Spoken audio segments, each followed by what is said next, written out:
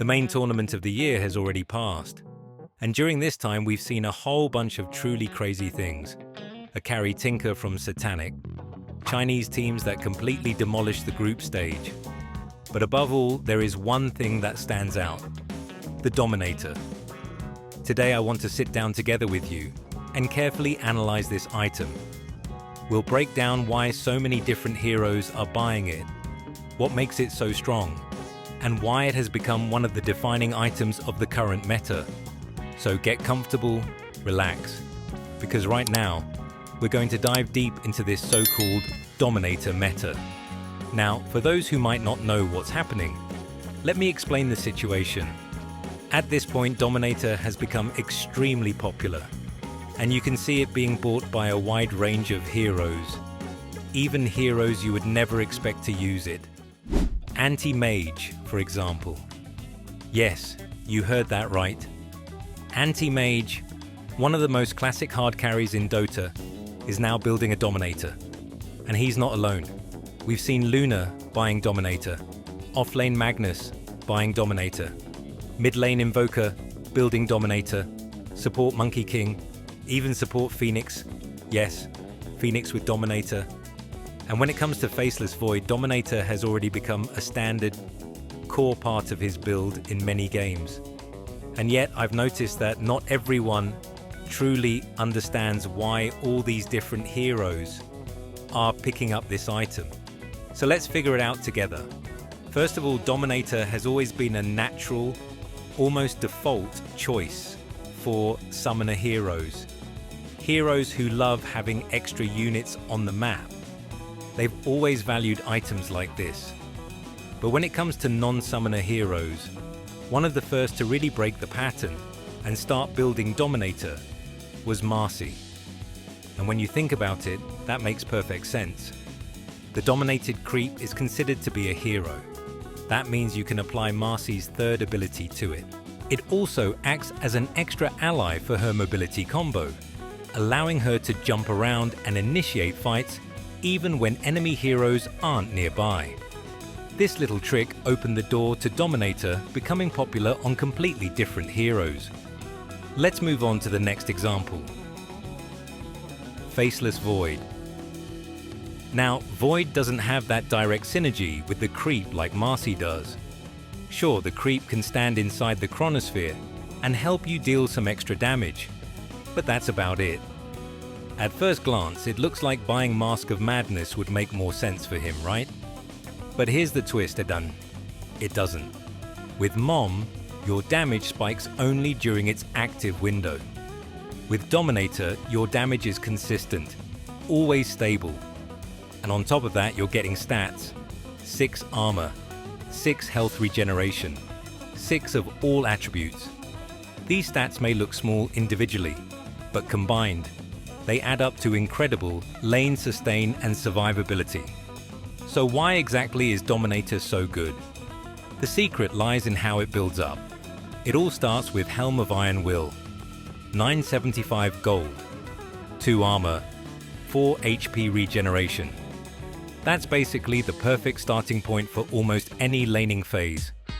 It lets you stay on the lane longer, trade more effectively with your opponent, and most importantly, it's an investment into something bigger. From there, you upgrade into Dominator. And the reason is simple. Dominator gives you farming potential. Let's compare it to Hand of Midas. At first glance, Midas seems like the better farming tool. Every 110 seconds, it gives you 160 bonus gold and experience. If you consistently use it for 10 minutes, you'll end up with around 960 gold and 1134 experience. Sounds solid, right? But let's see what Dominator offers. On average, each dominated creep gives you around 60 gold and 90 experience. The cooldown? 45 seconds. So in the same 10 minutes, you can dominate 12 to 13 creeps. That adds up to about 882 gold and 1260 experience. And here's the key. By experience, Dominator actually outpaces Midas. By gold, it falls a little bit behind. But that's where the crucial difference comes in. The dominated creep isn't just free gold and XP. It actually helps you farm faster, push lanes, and even participate in fights. So in reality, Dominator is not only a better Midas, but also a much more versatile one. And remember, it also gives you stats and a whole extra unit to control. Now let's compare it with Mask of Madness again. Moem gives you damage and lifesteal for a short 6-second window. But Dominator provides permanent benefits, constant regeneration, extra farming speed, more survivability, and the creep itself. For long games, for extended farming in the jungle, for split pushing and scaling, Dominator clearly wins. Although yes, if your main goal is quickly farming giant stacked camps, Mask of Madness might still be more convenient. So why do carries specifically buy Dominator? Well, there are several reasons. First, to stay alive and strong on the lane thanks to Helm of Iron Will. Second, to transition into faster jungle farming once the lane stage ends. Third, to pressure enemy towers for longer periods of time. And finally, to have a reliable extra unit during team fights. And it's not only good on heroes like Void or Luna, it also works really well on Spectre, it works on Phantom Lancer, and overall it works on many heroes who normally struggle in the early lane phase. Now let's talk about offlaners. For them, Dominator is also a fantastic purchase. With it, you can completely shut down the enemy carry, take their tier 1 tower, and even establish control over their jungle area. So the big question, can you actually counter Dominator? The truth is, not really. At best, you can try blocking the large neutral camp, but on a global scale, the item is just too strong. Why? Because the dominated creep is counted as a hero. It cannot be instantly killed by Midas. It cannot be taken over by another dominate ability. It cannot be deleted with Mirana's arrow, Pudge's hook, or other instant kills. And early in the game, this creep has over 1000 HP. There is literally no hero who can quickly eliminate it in the early stage. Of course, later in the game, someone like Sven will easily handle it. But the point is, you need to get to that stage first. This is why Dominator feels so overwhelming. It provides survivability. It allows you to push towers. It helps you defend. It speeds up your farming. And on top of all that, it adds a ton of utility. Because remember, you can actually choose which creep to dominate. Need a dispel? Take the small satyr. Need a reliable disable? Take the small troll with his net. Need pushing power? Take the big troll and summon skeletons. Want more attack speed for yourself and your team? That's the potato creep. Need extra magic resistance?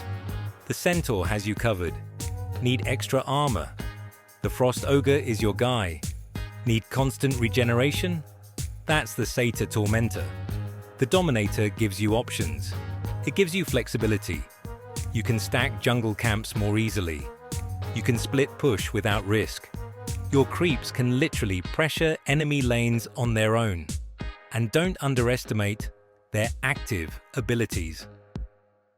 Tomato's Clap and the Satyr's Hadouken are genuinely strong nukes in the early game. Of course, there is one downside. If you're not careful, you can end up feeding a lot of gold to your opponents. Every dominated creep is worth 100 gold. So if your pet dies, your enemy walks away with a nice little reward. But even with that drawback, the benefits far outweigh the risks. For all these reasons, Dominator can confidently be called the most broken item of the current patch.